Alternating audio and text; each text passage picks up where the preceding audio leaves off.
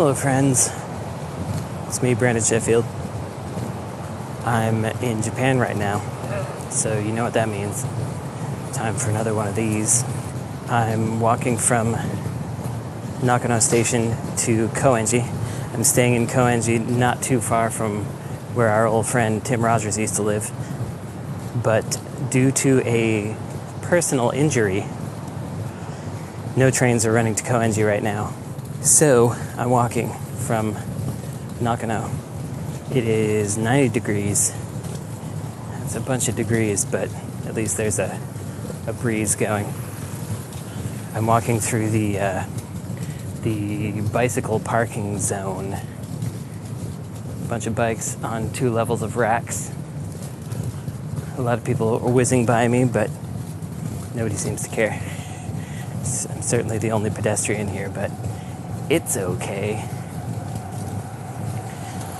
The last time I was here, I was told that the Nakano sunplaza was going to be destroyed. But having now taken a look, the Nakano sunplaza was not destroyed. So, good for it. Good for me. It's kind of a nice walk. You know the leaf shiso that is often in fancy sushi, and sometimes you can get fried shiso tempura and stuff like that. It's just a weed here, and it's just growing on the side of the tracks. Pretty fun. Could take a bite, have a spicy time. Well, I got an interesting episode planned for you, I think. I'm going to do some fun things. I'm going to bring you along for the ride. I'm hopefully going to make it a little different. Man, there's some nice architecture they got here in Western Tokyo. It's the good stuff. This is where I would buy a house if I were going to buy a house out here. Anyway, I'll talk to you folks later, aka bye forever.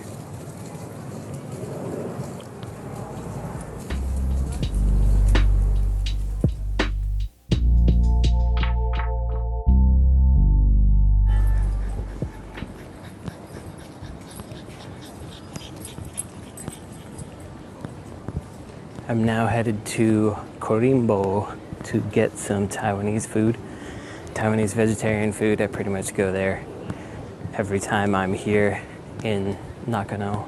It's that place and Gopinata that I always go to, because I know I can eat food there. Pretty good vegetarian stuff.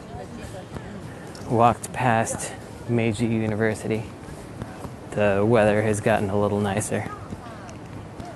Gonna go meet up with Chibi-tech after this. Go look for records, I guess? Something like that. Here's a little bonus travel tip, by the way.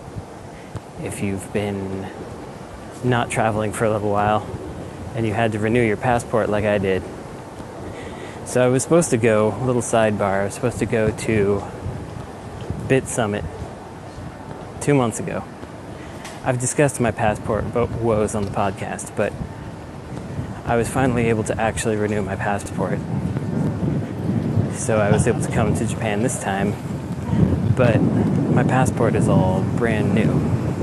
Nothing on it. And that makes you look kind of suspicious and weird to the passport checking person. And so I had a little flash. What if I brought my old passport with me? And so the guy was looking through my passport, my new one, seeing that there was nothing in it, flipping through it back and forth, making sure, oh yeah, there's really nothing in here. And he started making those concerned faces that you don't want to see. So I was just like, I got my old one too, if you want to see that. And handed it to him. He flipped through that for like half a second, saw that I had been here a couple times before and successfully left the country without incident. And gave me my little stamp sticker right away. So, if you get a new passport, bring your old one too. But yeah, It's nice to be out in the world again. If you were wondering whether people wear masks here inside or in the train anymore here in 2023, the answer is no, they do not anymore. But there are a really high number of COVID cases again, so that's pretty good. I'm not planning on getting it though. You can quote me on that. Not gonna do it. Nakano Sunplaza is in my sights. The place that I stayed last year is just about 2 blocks away from where I'm currently looking right now. Gonna walk by the Mr. Donut, see if they got any new special donuts going on. I saw that Green Dakara company is advertising rooibos right now, so I'm gonna see what their rooibos tea is. That sounds like a fun one. Next time I talk to you, I'll be with Chibi-tech. So, till then, bye forever.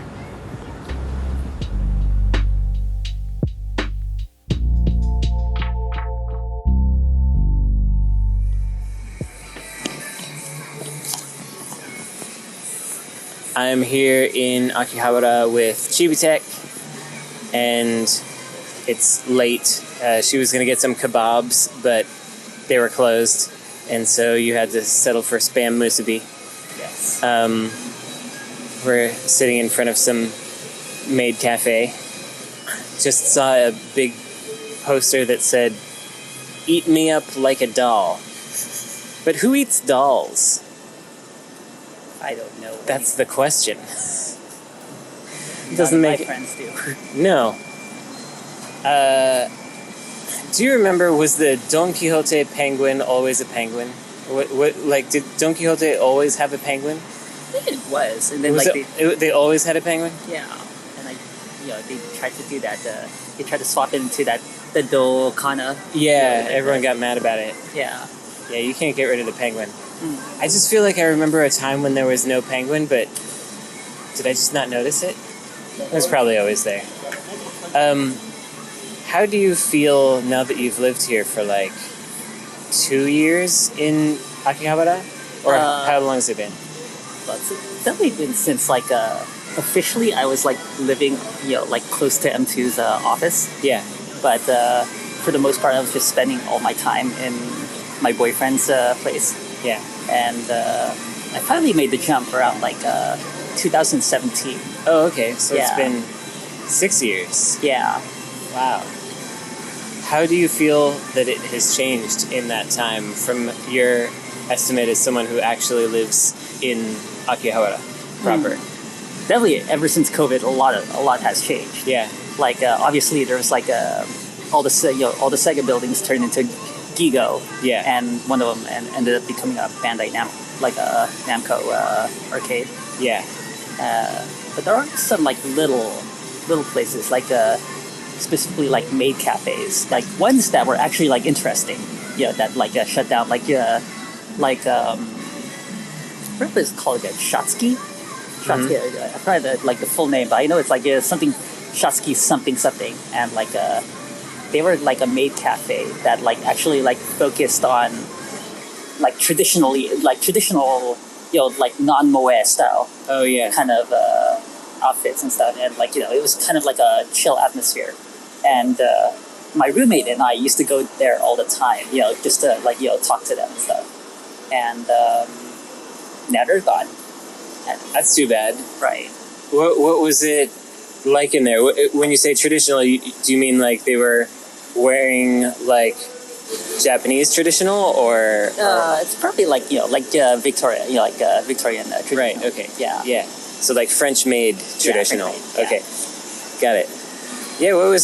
I've never been in one because I always felt embarrassed about the idea of it. What was it like being a regular in one? So I mean, it was definitely not the whole fan servicey kind. Yeah. It was all just a very chill. So to me, it was just a very neutral place. Mm-hmm. But I know that the vibe for the usual maid cafes around here are super in your face fan servicey, because I only been in one of those, like just once, and it was with a friend because like my friend invited me, because he needed someone to like to accompany him. Yeah. And I'm gonna be very honest, I did not like my experience. No. Right. It feels very uncomfortable to even imagine. But I guess in the place where you were, they just did like fancy tea pouring and stuff. Yeah. That's cool. Yeah, it was very like they were. If you were busy, they just kept kept to themselves. But like you could talk to them. Yeah. And my roommate used to always like talk to them. Just to strike conversation and practice her Japanese. Yeah, that makes sense. Yeah, I've wondered if people use places like that for cheap Japanese practice, because Right. it kind of would work for that. Right. Yeah, I was trying to practice with them too, and aside from like my coworkers, they all speak Japanese, and my personal friends who. Most of the time, they just speak like nerd. They talk about nerdy stuff. Yeah. The topics that they were talking were basically more of like just I don't know, like general life kind of things that like that weren't like really specific to any nerdy things, unless you started talking about it personally yourself. Yeah. Well, it's a shame that a place like that was basically normal couldn't survive. Right. And you were talking about how you and your roommates used to go to that. The dream. What's it called? Deer Stage. Deer Stage. That's right. Yeah. I somehow put it together with My Dreamin', which I think is still going around here somewhere. But right. Yeah. So the Deer Stage is a place where like Basically, lower level new idols might appear. Yeah, it's like chica. Like underground idols that they mostly do like cover songs, but they also do sometimes their own original, but it's mostly cover songs. And that's where Dempa, that one really popular, well, was popular. I don't know what they're doing right now, but like that popular idol group Dempa Gumi came from. Yeah. And like before they blew up, like my boyfriend and my roommate and I used to always like go to their stage, because my roommate really, she's really into like idol culture. Yeah. And my boyfriend and I are kind of like we just look at it kind of like just indifferently. Mm-hmm. Though I'm more into like like the producer kind of stuff. Yeah. And so here's an interesting story. Like one of the Dempa Gumi members, like they would all work in the upper floor. Like cafe, basically just doing cafe stuff, and also like just socializing with patrons, while like the other members are like actually like just doing their idol performance things, and like one of the maids, she would always try to like speak to us in like a broken English, and then she would like say stuff like, "Oh, I am tarako spaghetti" and whatever. And they were basically, at that time they were still unknown. Yeah. But then, like after a year or two, like they suddenly like really blew up. And then like my roommate decided to, during the time that they blew up, we went to like a big concert that they had, and then like apparently we had front seats for this concert because she was able to get them. Nice. And like my boyfriend, like basically just popped the question, "Oh, I am Tarako Spaghetti," in front of like the idol that said it. And then she was like, "Oh my god, I can't believe it!" So she remembered the Tarako Spaghetti. Yeah, that's good stuff. What else do we want to talk about out here? I don't know. It seems to me like the game store stuff has shifted around, but I feel like that all happened several years ago, and it's remained relatively consistent since then. Right. It's just been the same spots, and there are fewer like computer and electronic stores than before. That's for sure. Right. Yeah, I know that. So this is like when I just first moved to Japan. Back in 2009, and like I remember like the big store here used to be a T-Zone. And they ended up like just going under, like I think like 3 years afterwards. which is kind of funny because like I remember like T-Zone they were like one of the very few like Japanese computer establishments that they tried to like actually they tried to set up shop in the America, like in America, like specifically in the Bay Area. And unfortunately, due to insider things that I know about, from like certain friends that I knew, they were basically just robbed of their products by by their American employees. Dang. Because like I got like my theory is that just because like the Japanese executives came to America to set up shop, and they were the ones who were running the show. Yeah. And I guess they didn't understand how many thieves we have. Yeah, like how we are like just a bunch of, if we find the opportunity to do it, to like just Yeah. Well, I worked at a record store, Rasputin Records, which you may be aware of. Yes.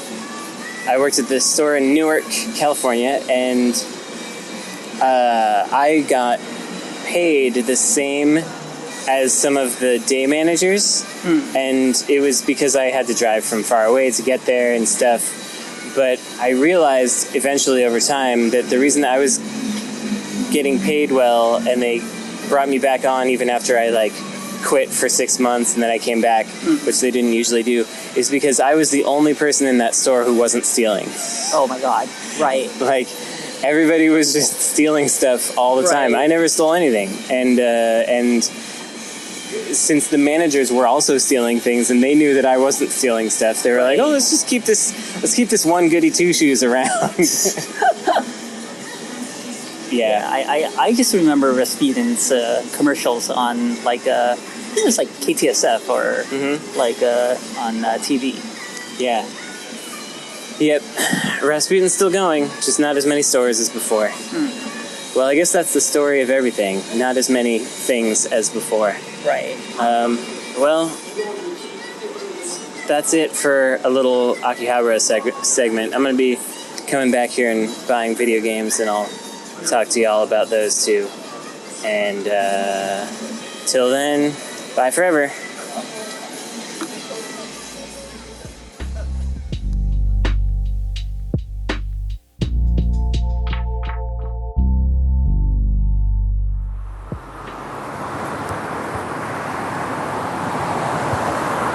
Rain has subsided a little bit.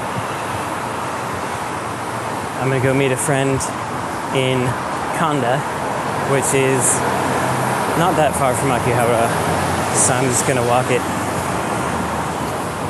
It's one of those situations where the train takes 17 minutes, walking takes 20 minutes. Why not have a walk? See some more stuff. Anyway, the reason I got Jan here is to play a little guessing game. There's a new to me business that's been popping up around here, and it's called Choco Zap. CHOCO space ZAP, and the logo is a hand doing like the squish your head motion, like to the thumb and pointer finger are about to touch, pinched, and then the rest of the fingers are folded. What would you guess that business does? I'm gonna give you a second to think about it. Choco Zap. What do you think this business does? If you get it, I'll be very surprised. It's a fitness gym, of course. Choco Zap. Little finger pinch motion. It all adds up. All adds up to good times. I'm walking by building sasage, but it's all in Roman characters, so I immediately read building sasage. So that's what's going on over here. Walking to Kanda. You can have a good time. Bye forever.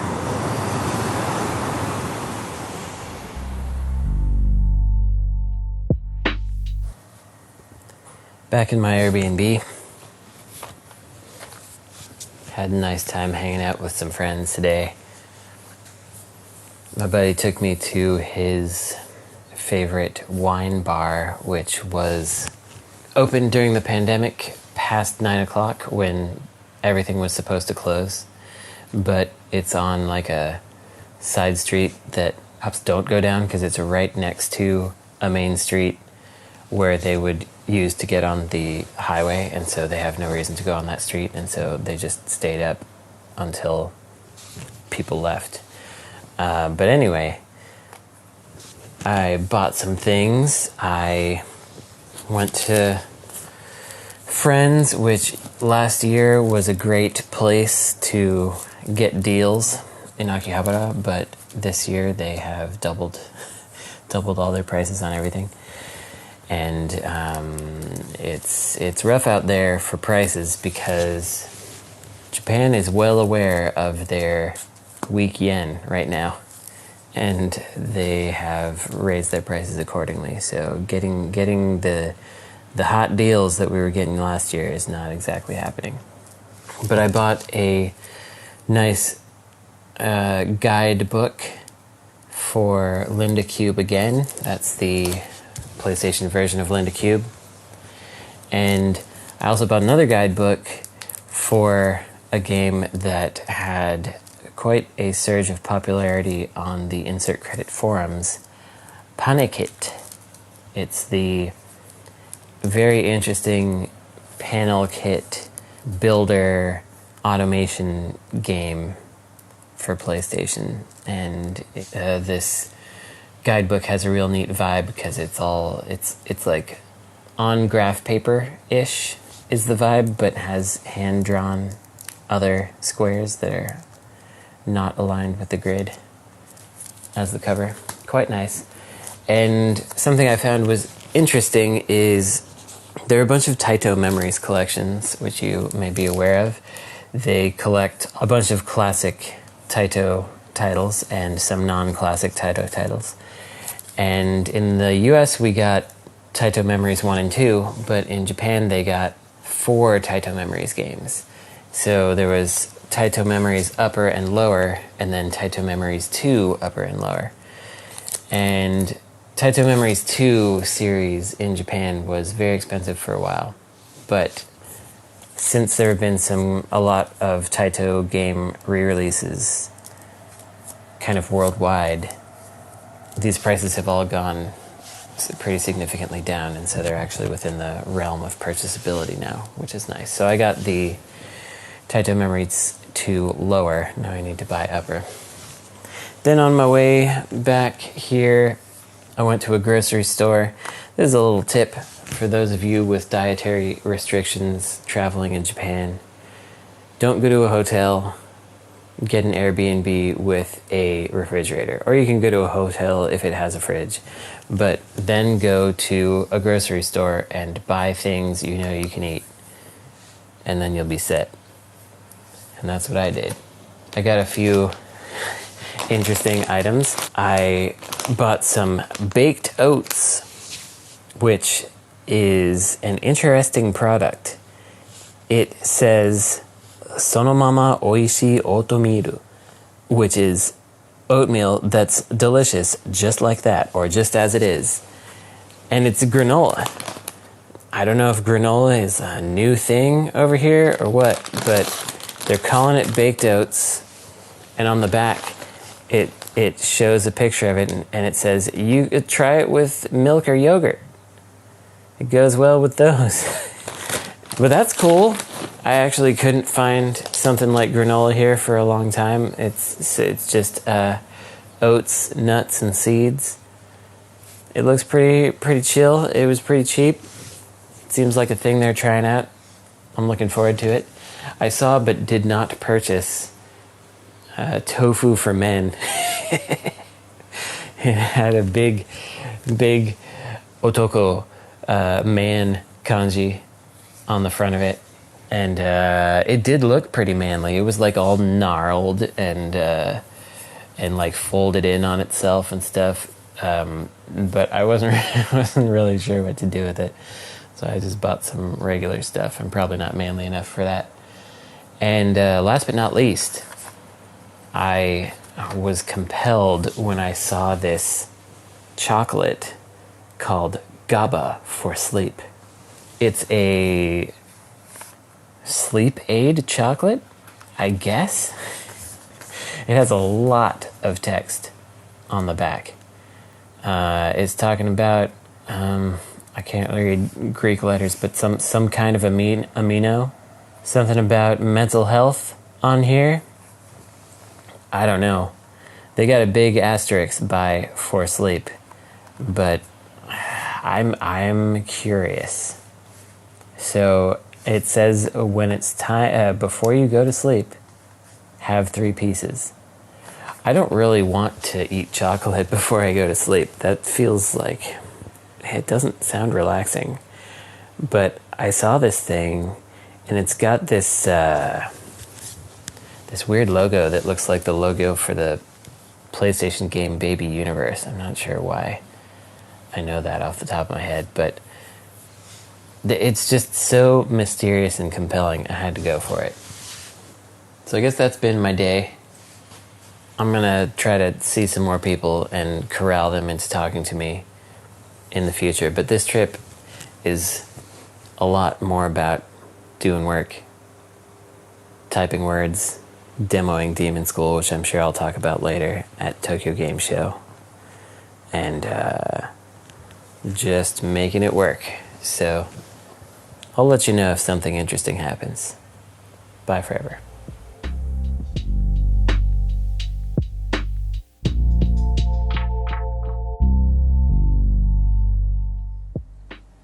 Went back to Akihabara today, and I gotta own up to some things I was wrong about, because I said some stuff before I had finished going everywhere, and I was incorrect.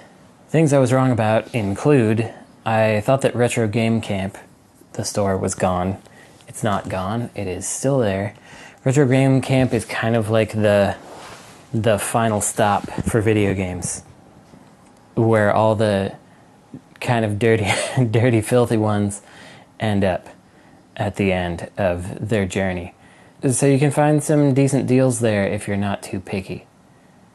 And I actually did get a couple things. And they got some nice guidebooks and whatnot. I got a Black Matrix guidebook there. I have a lot of Black Matrix stuff. I should probably talk about that game sometime. Let people know why I care about it, but not today. I was also wrong about Super Potato being fine.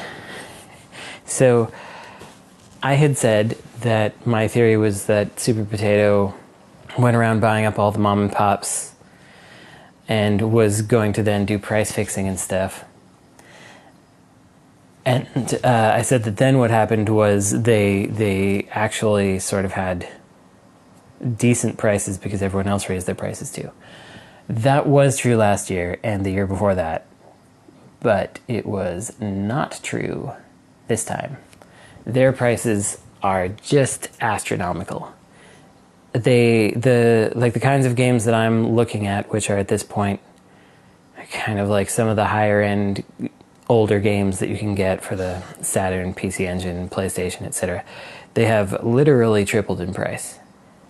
Like, it is not an exaggeration. They're ridiculous.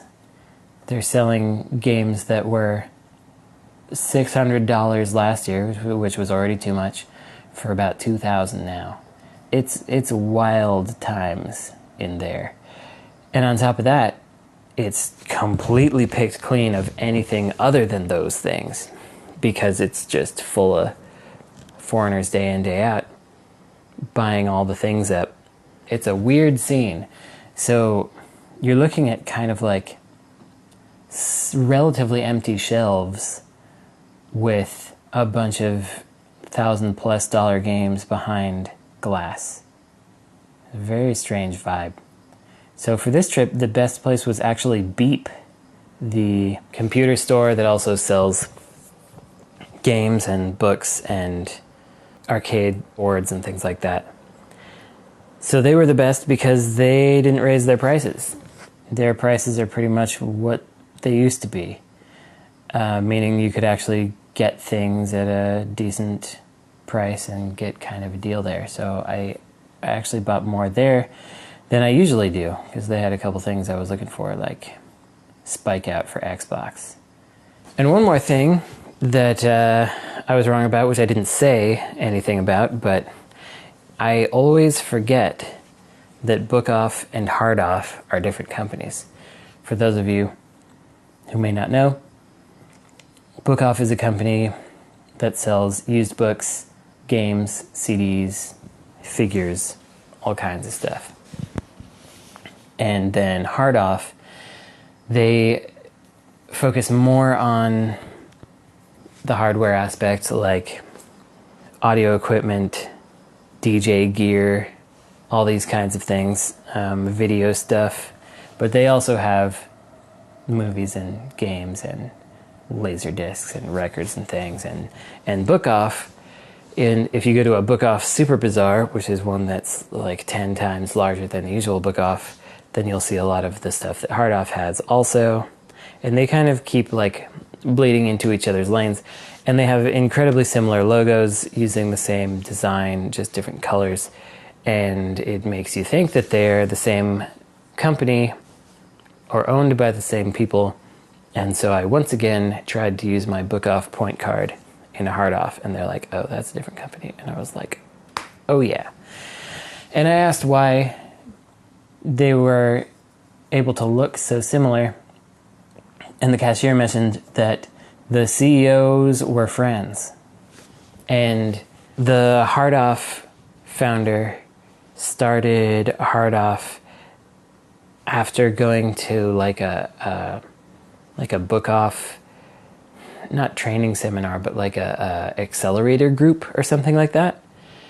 And they remain friendly companies to this day, even though they're also kind of competitors and stuff. I thought that was kind of interesting. Something I have relearned several times over, because I keep gat-derned forgetting about it. I'm going to try to find you some more people to talk to next time you hear from me.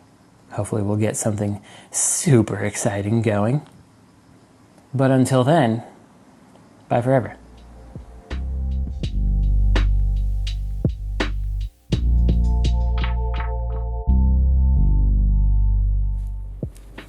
Here's my report from Tokyo trip day 3. I'm going to try to digest these things so it doesn't get long-winded. I went to some more shops. I spent a lot of time waffling around, not sure what I was going to do today, and then once I got it together to go outside, I was blasted with 93-degree heat and a bunch of humidity. That's 34 degrees for you that live in other countries. And a heck of a hot time we got going on out here. I went to a couple of Book Offs, and I think probably the most notable thing that happened to me the entire day was in the first Book Off that I went to, where I saw this guy browsing through some stuff, and I assumed he was a customer like me because he was a Caucasian. And then I came up to the counter to pay for things, and he went behind the counter. And I was like, interesting. And then he looked at me, and I recognized the same old, uh-oh, am I going to have to speak English, that I see from cashiers across Japan. And so he spoke Japanese to me, I spoke Japanese to him, and then I noticed his name tag was Pavel. His name is Pavel. He's some Eastern European kind of a guy living in Japan, working at Book Off, living his life. Didn't want to have to speak English to me, and luckily he did not have to, because maybe he doesn't know it. That was fun. It's a curious experience to be in another country where you're not part of the dominant group, and then you see someone else who looks similar to you, and then it's like, uh-oh, this person speaks another entire language. I got there after walking around Koenji for a while, which, as mentioned, is where I'm staying and where Tim used to live. There's a lot more clothing shops than there used to be. There were always a bunch, but now there's even more. But unfortunately, they're by and large all Western clothing shops. It's hard to find Japanese-made Western clothing, if you know what I mean. Japanese t-shirts and jeans and that kind of stuff. For that, you often have to go to a Book Off Plus or a Book Off Super Bazaar, or even better, Second Street. Second Street is my favorite store, and I haven't gotten to go to any of those yet. But I will eventually, because that's where you can actually find that stuff, like a cool Mizuno baseball jacket from the 80s, when people bring those kinds of things in. So that's my report for today. Pretty short. It was hot outside. I'm gonna chill out. Bye forever. Wait, one more thing, Columbo style. While I was walking around Nakano today, which I also did, I spent a lot of time walking around today. This small area of Koenji and Nakano. There was some kind of a street parade-ish thing, which I believe was to celebrate the opening of a business or something, but a bunch of folks had festival garb on and were carrying a big shrine on their shoulders and stuff. It was pretty cool. It was neat. I got some pictures. Unfortunately, I can't show those to you, but it was a big golden shrine, men and women alike carrying it on their shoulders, about 20 of them. A really heavy thing, shifting it up. There was a Shinto priest knocking some sticks together. It was a cool thing. And I also had some of that real good Indian food. There's a place called Gopinatha, which I may have mentioned last year, which I like to go to every time I can. It's fantastic Japanese-Indian fusion, all vegan. And today I tried to spend as much money as you could possibly spend in the store just to see. So I bought everything that was available. Two things weren't available, but those things cost 100 yen and 200 yen respectively. So we're not far off from buying everything that you could possibly get. I got a huge set meal. I got a big slice of vegan cake. I got a grain-based fake coffee beverage that's non-caffeinated. And the whole of that cost 1,500 yen, which currently is $10. And it's just ridiculous. I talked to the owner and I was like, how do you make such good food and then sell it for so cheap?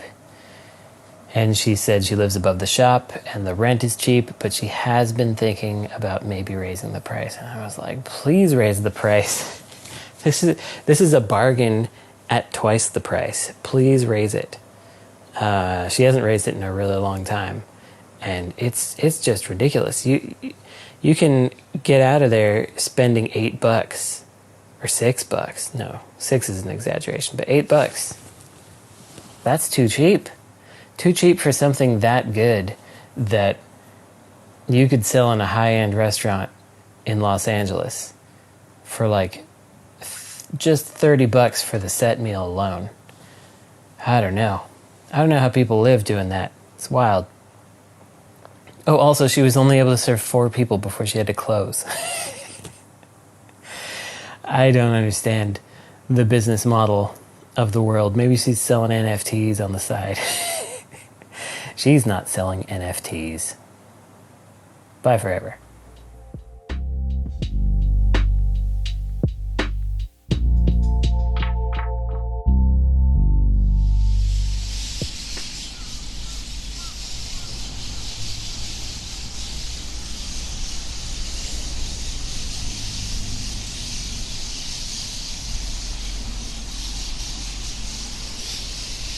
Can you hear these birds? They're going nuts. This is about 100. I don't know if I can even estimate that. Little sparrow-looking dudes, all occupying a big, kind of a power station tower. There's another bunch of them on a power line above me. I better be careful. But wow, I heard them from about 3 blocks away. They were echoing off some buildings.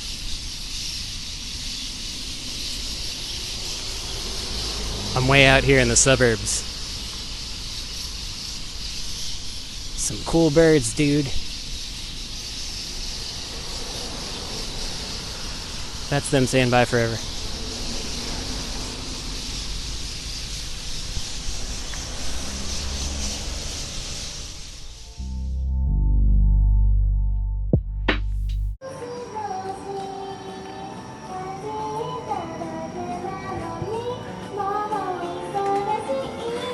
Okay, I'm coming up on something extremely curious right now. I found a idol singer in this big shopping center out front of it, in the middle of the suburbs. Let's listen.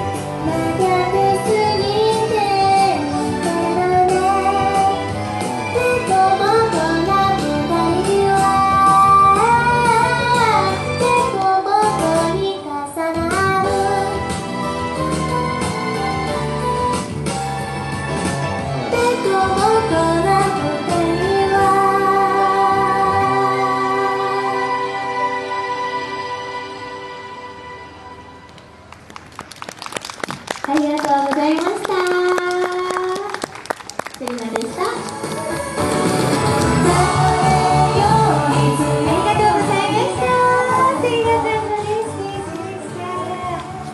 We just missed her. That was the tail end. Let's see if someone else comes on. So this is a strip mall that's pretty much only accessible from the main thoroughfare kind of freeway. We're about a mile and a half from the nearest train station in a strip mall called Unicus. This is a Unicus Live that I just happened upon. She's wearing some like Haruhi Suzumiya looking seirafuku. And there's one other lady who's taking video, and I think we're about to get a Disney song next. So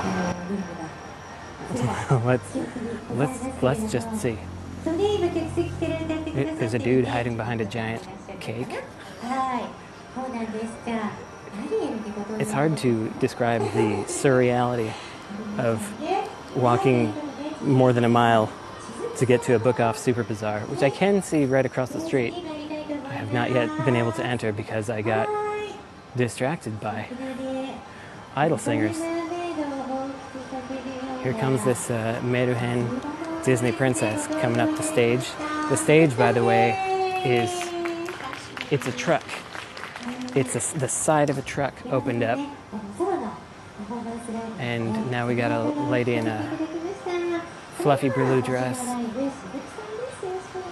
She's got a tiara sparkly on. She's about to sing. Let's listen to her.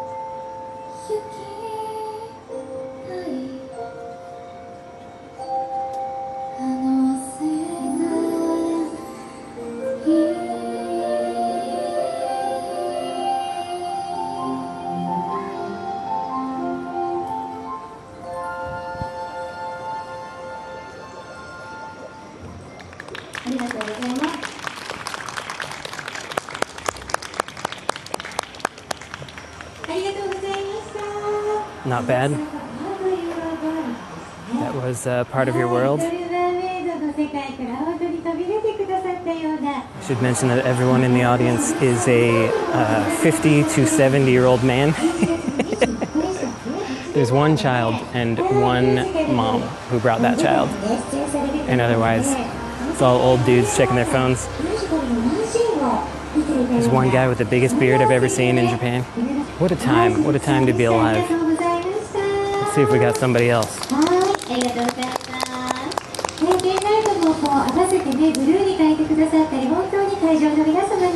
We got a man in a Doraemon cosplay.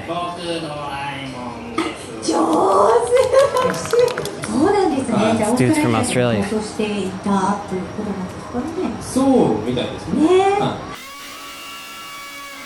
Hi all, this is Esper Quinn, just popping in because this section of the video keeps getting copyright struck. So instead, you're going to get me telling you what happens. An Australian gentleman comes on stage just as Doraemon and performs a track that YouTube insists is called Himawari no Yakusoku by Motohiro Hata. Instead of that, you get me explaining what happened. Sorry about that. If you'd like to hear it, you can go to insertcredit.com/show/308. Thanks, and bye forever.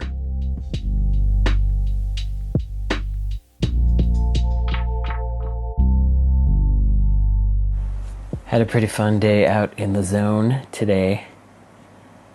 I went out to a town called Fukiage, which I had never heard of before today. And it's the deep suburbs. It's about 30 miles away from Tokyo north. I went there because there was a surugaya that had a store that had a game that I wanted that I thought I could get over there, so I figured it's an hour and a half by train, another 20 minutes walking. Might as well give it a shot, so I did. And man, tell you what, nobody does Japan like Japan does. When you get out into the suburbs, it's like, well, I'm in an anime now. It's silly to say, but like, walking along a river, there's butterflies. I'm looking at wild gardens everywhere, fields of wheat next to houses, cranes in the river taking flight. Picturesque as heck.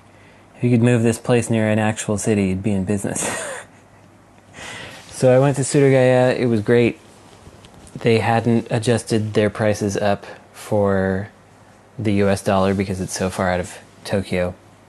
So I bought things at very reasonable prices, and it was fun because they had a whole bunch of stuff.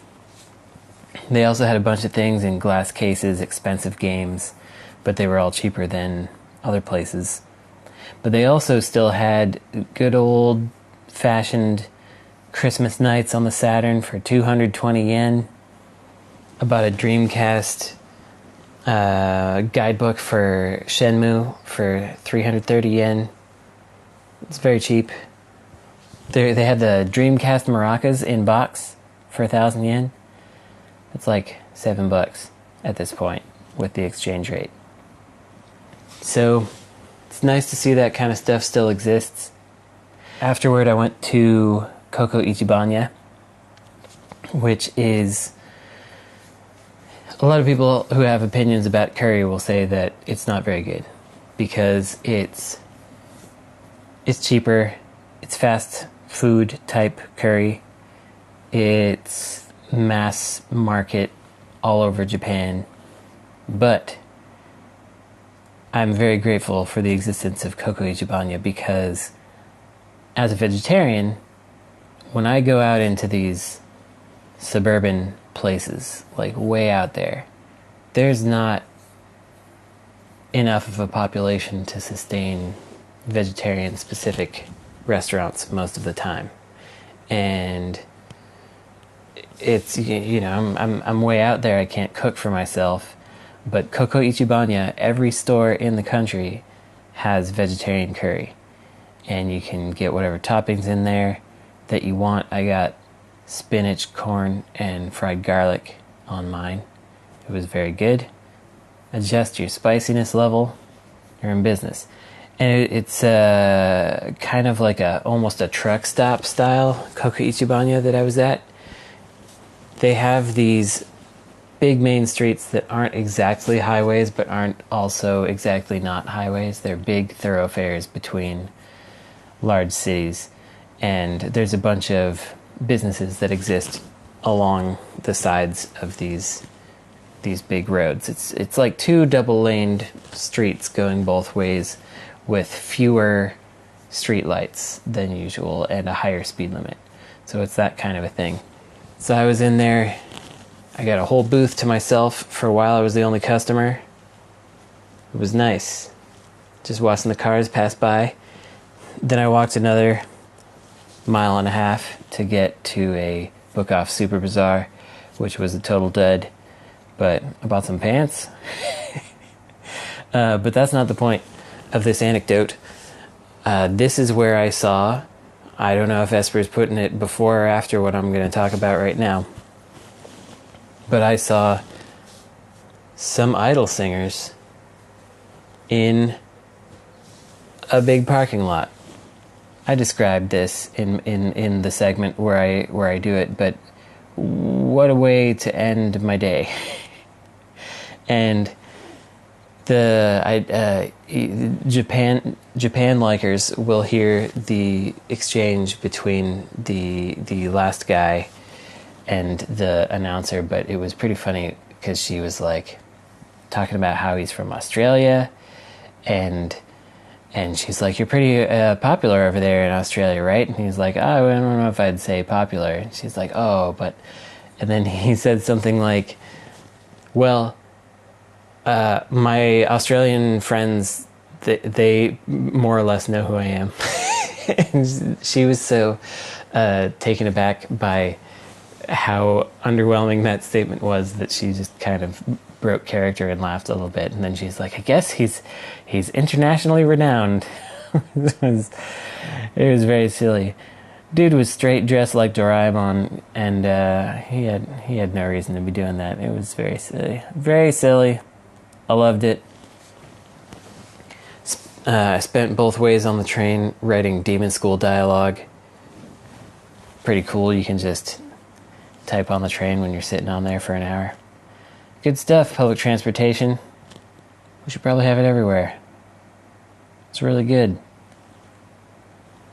Well, that's it for today. Pretty good one. Bye forever.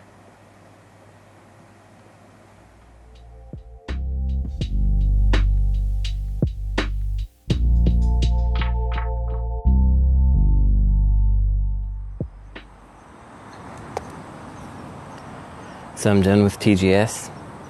That's pretty much all I'm going to say about it. It wasn't... Obviously, I was here to exhibit my game. There's only so much interest you can get talking about that. It's about the same every time. It was hot. I guess that was the novel thing. It was very hot. And there were news stories about how hot it was in the Japanese press. And then the Tokyo Game Show responded by putting up a sign that says, "Danger of heat stroke." So they took care of that. I just saw a fish jump. I'm walking by a river with there's a path, a more modern path that is used, and there's a disused old path and a bunch of cool stairs leading down to the old path by the river. And these old stairs have planter boxes that have plants in them that used to be maintained but are now like just wild. They're like reclaiming their environment, which is pretty neat. It's humid enough here that they've survived all this time. I determined it was at least 2003 when they closed this area down because there was some graffiti from 2003 at that time. Although they could have written the numbers 2003 at any time, I suppose. But it's a pretty neat walk. It's a good place. Apparently, if you are in Chiba near Makuhari Mese and you need to abandon your scooter or motorcycle and or dismantle it and set it on fire, this is the place. I found so many abandoned, totally wrecked, blasted bikes along this path. I found some dudes that were fishing in the river. They had gone down to the abandoned path through circuitous means to get there, and they were like hiding their rods as I walked by. I'm like, I don't care, man. I mean, I don't support fishing, but I don't care where you do it. So yeah, I decided to, instead of get on the train with everybody, take a 1.5 mile walk to a clothing store and take a totally different train line so I can sit down and have a relax. And I think that was the right move. I don't know, I bought some EDF merch. I'll say one more thing about Tokyo Games Show. I bought some EDF stuff. You can get a little box that's shaped like the item boxes that you pick up. So I was really going back and forth between, do I want the health first aid box? Do I want the armor box? Do I want the weapon box? I went with first aid in the end. I think it was a good choice for me. Tomorrow, I'm going to take a train down to Kansai. Going to talk to some more people, do a lot more work. I think that's the reason I've kind of left off doing some of these recordings, actually. You won't notice this from your perspective. I've been talking all the time, but I've been taking long breaks in between recording stuff because I've been working on Demon School, trying to finish all that dialogue up, get it together. I've been writing on the train to and from TGS. If I can get a seat and just write. It's kind of fun, kind of not fun. A little of both. So I'll probably have some updates for you from Nara and Osaka and Kyoto, where I will be hanging out the next few days, but mostly I'm going to be inside of a room typing on a keyboard, but in a different place than usual. So that's nice. That's my little update. The weather's getting a little better. Crickets and cicadas out there chirping. I saw another fish jump. Look at those guys. No wonder these fishing dudes are out here. Fish are just going wild. Man, there goes another one. And some big boys too. Probably not all boys. Are all fish boys? I think they might be. Anyway. Dang, that one just made a big belly flop slap. Unfortunately, I keep missing what kind of fish it is. It's dark. It's a dark fish. Fish of darkness. Bye forever.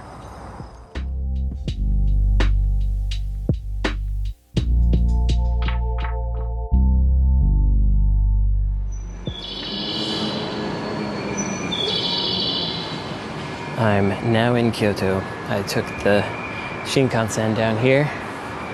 I don't know the area that well, so I asked an associate where to stay, and I'm realizing he doesn't know me that well. Because he was like, this area will be great and convenient for the things that you want to do. But maybe he thought I wanted to like see shrines and temples and castles and stuff. And be around a whole bunch of other tourists, but that's not correct. So I'm sitting here at a train station waiting 20 minutes for a train, which is pretty much inconceivable in anywhere in Tokyo but the most far-flung zones. So the heck am I doing out here? I'm only 3 stops from Kyoto Station, main Shin Kyoto Station, and the trains are only coming once every 20 minutes. That's wild times. Pretty much everyone is a tourist in the area where I'm staying. It's, as they say, not the vibe. But I'm mostly going to be working, so it's okay. But today I'm going to go around to a variety of game shops and hardware shops and stuff with Colin Williamson. So you'll be hearing more from / about him pretty soon. I had some final interesting notes from the Tokyo leg of the trip. A couple little tips here. If you got some extra trash that you need to get rid of and you aren't sure where to put it because there's no trash cans, try a big pachinko hall. They often have trash cans and nice bathrooms you can use, and then you can just leave. Another thing, actually I don't know what this other thing is. I wrote down book off tip. Well, guess what? I don't know what I'm talking about. Oh, actually I do know what I'm talking about. I was looking for some shoes, and I found one shoe that I liked, and then I was looking around for the other one for like 10 minutes. That's actually not an exaggeration. I was looking around for the shoe pair, and I couldn't find it. So if you're ever in that situation and you notice that the shoe has a big tag with a number on it, that most likely means that the shoe's friend is behind the counter. That was the case there, so just so you don't waste as much time as I did. I think the best thing I learned through the whole journey, maybe this is something that you can apply in your life as well somehow, is a friend of mine was talking about receiving feedback from clients about video games specifically, but it could be about anything. And you know right away that you don't want to do the thing that your client is asking for. But if you tell them no right away, then they're going to be like, well, why not? What's the problem? But if you just delay when you tell them, like even if you know you're never going to do that thing that they want, delay it 2-3 months and say, we tested that, we looked into it, and it just didn't work out. And then they're like, oh, okay. If you tell them right away, they're mad. If you wait, then they're like, oh, well, enough time has passed. They must have really checked into it. So that's pretty smart. He was talking about just basically making a list of things that they weren't going to do and planning out when they were going to say that they weren't going to do them, how much time until saying no. I thought that was pretty clever. Well, that's it for me from Kyoto, wherever the heck I am. I don't like being a place where I don't know anything. I have no idea. I don't recognize the train stop names. I don't know the lay of the land. People are real tired of foreigners in my neighborhood. It's a vibe. It's not the vibe. Bye forever.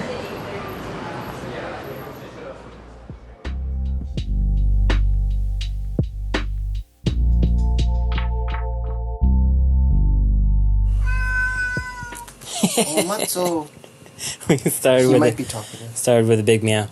Okay, I'm here in Colin Williamson's house, and please describe this game that you found and the memory card that you found. Okay, so I was digging through the bins in the Kashihara Hard-Off, and I found 2 loose discs that were Dengeki Magazine Save Game Anniversary Special. So I grabbed them for 100 yen each, took them home, popped them in, and they are collections of 100% save data for a lot of games. Not everything. There's kind of a cutoff on the PS2 side, and PS1 is missing some, but it's like pretty much everything. That's most things you'd want.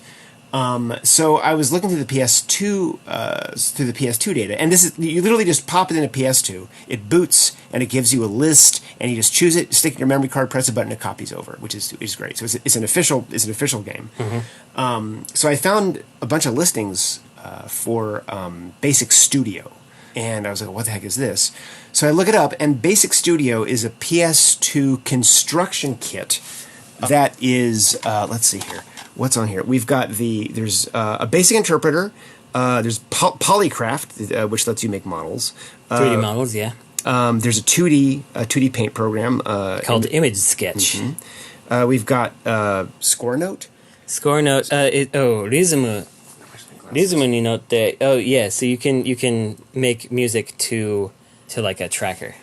Yeah, and this is like a really amazing music program. Like all of these tools are like extremely well put together. And then there's B Shell, which kind of is just like a file browser. And it comes preloaded with, I haven't figured out, there's no manual, and it kind of needs one. The UI... Well, yeah, I saw you got this for 300 yen. Well, so I had found the save disc, but it was really hard to find. Like, this is like a super high, I think this is a pretty rare game. And I was not able to find it, but my buddy Alex Kraus, who's up in Hokkaido, had picked it up for me. He had seen it a while back, and he knew that I was into like construction kit stuff. So he had that for a while. So I was like, "Oh yeah, send it down." So I saw him during TGS, and he hooked me up. So I've been kind of rolling through trying to figure out how it all works. There's the interface I can only describe as like early 2000s or maybe like late 90s Silicon graphics. Love that. So let me jump back to the main menu here. You perform a control break by hitting select and start. Which will take you back to the basic interpreter. And we just saw one of the games that was on the save called Chain Master, which was basically Puyo Puyo with just letters and stuff. Okay. I would like to see one more of the games. Yeah. Let's do that first. Okay. I was gonna. Yeah. Then we can move on to the actual tools. Yeah. And you can, so let's try D. D. Let's see what D is. Senso. Senso.bass. Oh, here we go. Let's see what it is. I'm going to turn up the music. I say bass, probably bass. We got 3D. Oh, wow. Oh. I think this is a tactics game. Oh, it's totally a tactics game. So you got a little plane. Okay, so that's We're in 3D. Attack. Okay. We're looking very PlayStation 1. Okay, do you want to end your turn? Oh, no. Player 2 is a lot more evil than us. Let's see if there's player 2 at the other end here of the screen. There's a little wizard. Okay, so this so there's no AI. You have to also be player 2. Yeah. I see. And it looks like... I do recognize some of these assets from other games that I've played here. Okay. Okay, so there's a sword icon that probably means you can attack. I might have soft-locked myself. Well, either way, it's a pretty neat thing.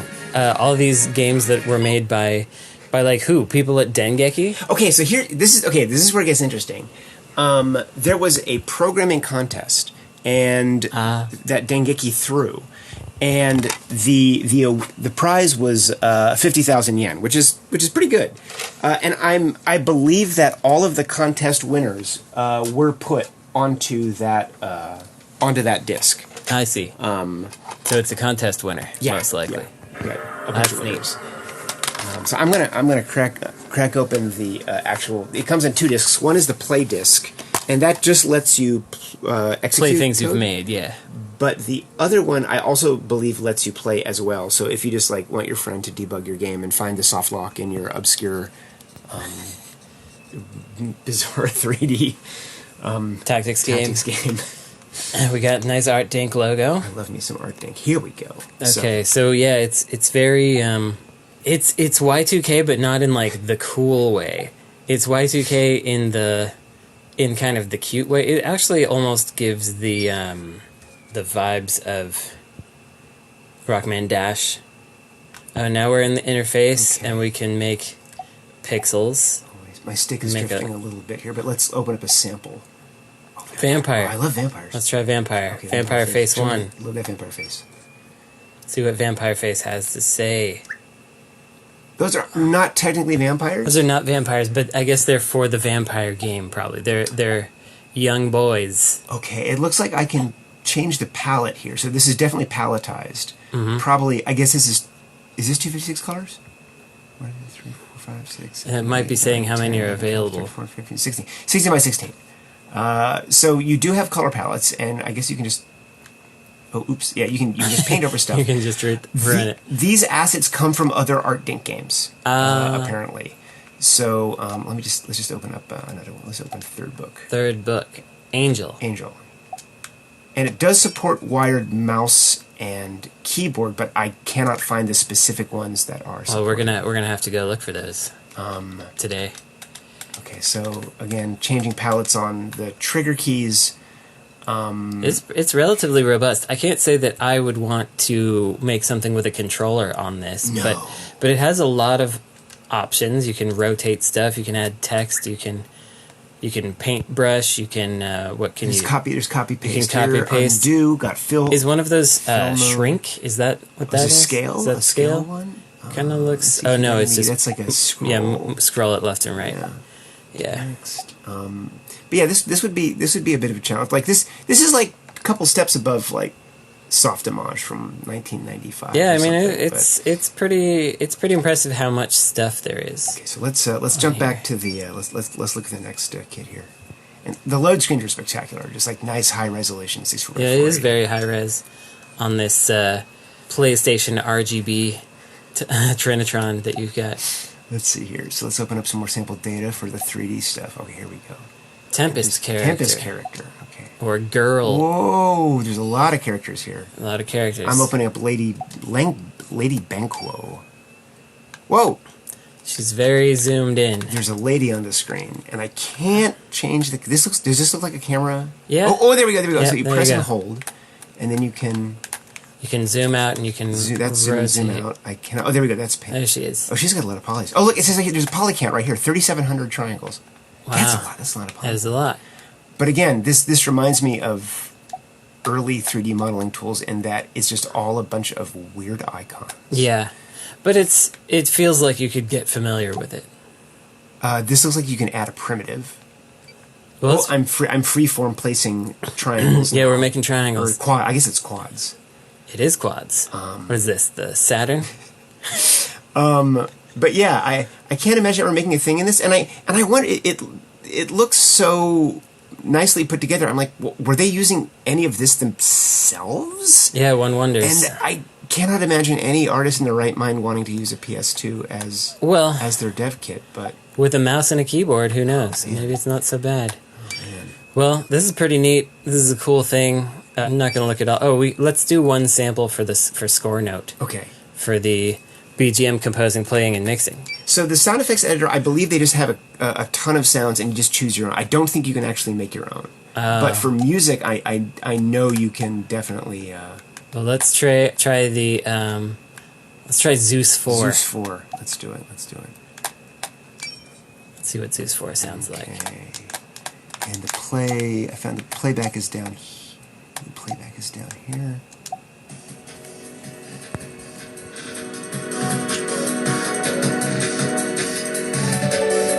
It's pretty good. Yeah. I'm on board with Zeus IV. This is the kind of music you want in a disc from 2001. That's good. But again, I don't know if this is from other Arctic games or not. Right. They're very prolific. Yeah. It actually sounds familiar to me. I'm sure someone listening is just like, you fools! That's Exactly. A-Train! Exactly. Yeah, it might be A-Train. Okay, well, this has been really cool. Thanks for that. We're going to now, or soon, go around to various places around Nara and try to find some video games and stuff. You'll be hearing more from us presently. So, bye forever.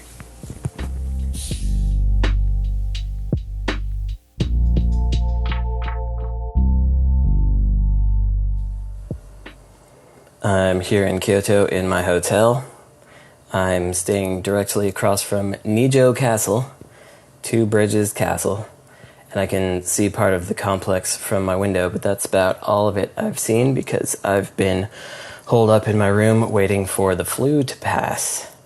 There's a big flu going around Tokyo, and I guess one of the many people that I got stuck next to on a train to Chiba for a Tokyo Game Show who was unmasked and hacking their guts out gave me the flu while I was up there. So I've pretty much been taking meds, wading through fevers, writing Demon School dialogue because I can't afford to get off schedule. And then hilariously, I mean, it sounds funny, I was knocking the last of a bag of chips into my mouth, and I got a piece of chip dust in my eye. That has now been there for about 15 hours. So I'm going to get on the plane, and then I'm going to go to a doctor when I get back. This show isn't about me complaining. just explaining why there's that's the end of my content. From your perspective, again, you don't know how long it's been. It's been several days of me doing nothing. I went around with Colin Williamson the other day. That was pretty fun. It was a pretty good trip overall. I saw a lot of cool suburbs. I biked all around Nara. I petted deer briefly, which you get to do to those weird, I don't know if those deer are drugged or what, but you can just touch them on the head. I walked along a river where people dumped their dead scooters. I hung out with some cool people, some of whom you'll hear on some of the supplemental podcasts I recorded. I tried to record about 6 podcasts while I was here. We'll see how all of those come together, because I missed kind of the last 5 days of my life. Yesterday I had no choice but to go out because I needed food in a suitcase, so I went and got those. And on the way I saw a hearse, and I went and did my things, and then on the way back I saw that the hearse was getting towed. So maybe that's the analogy that I'm leaving with. You can do whatever you want with that one. Take care, y'all. See you again soon. Bye forever.